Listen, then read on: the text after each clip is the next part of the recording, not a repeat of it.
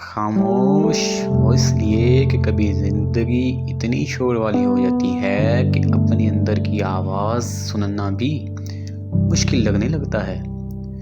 کبھی تم نے غور کیا ہے کہ خاموشی بھی بولتی ہے، بس اس کی زبان تھوڑی مختلف ہوتی ہے۔ جیسے ایک بچے کی خاموشی ہی اس کی زبان ہوتی ہے، جاہل کی خاموشی اس کے لیے علم کی نوید بن جاتی ہے، اور گفتگو نہ کر پانے والے کی خاموشی اس کی کمیونیکیشن سکل کہلاتی ہے۔ کیونکہ خاموش رہنا غلط بولنے سے بہتر ہوتا ہے۔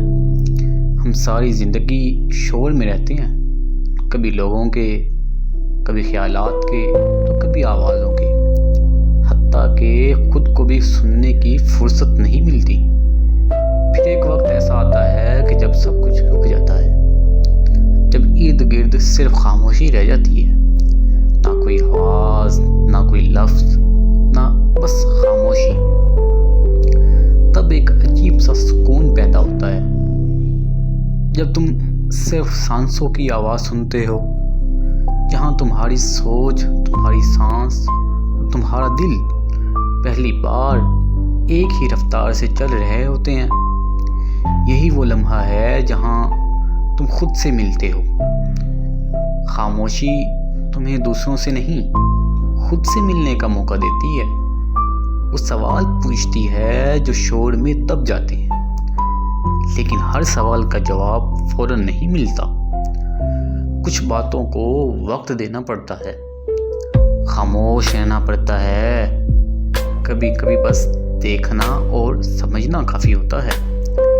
خاموشی اندر کی سچی آواز کا نام ہے۔ شاید اس لیے جنہوں نے سننا سیکھ لیا، انہوں نے جینا بھی سیکھ لیا۔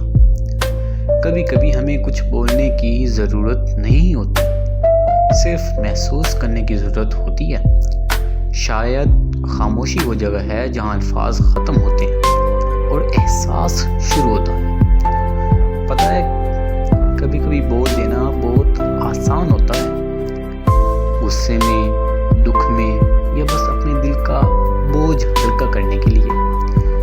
لیکن ہر بات کہہ دینا سمجھداری نہیں ہوتی۔ کچھ باتیں کہہ دینے سے رشتے ٹوٹ جاتے ہیں۔ اسی لیے خاموشی ہمیں بولنا نہیں سکھاتی بس، بلکہ سمجھنا بھی سکھاتی ہے۔ تو آپ بتائیں، خاموشی آپ کو کیا سکھاتی ہے؟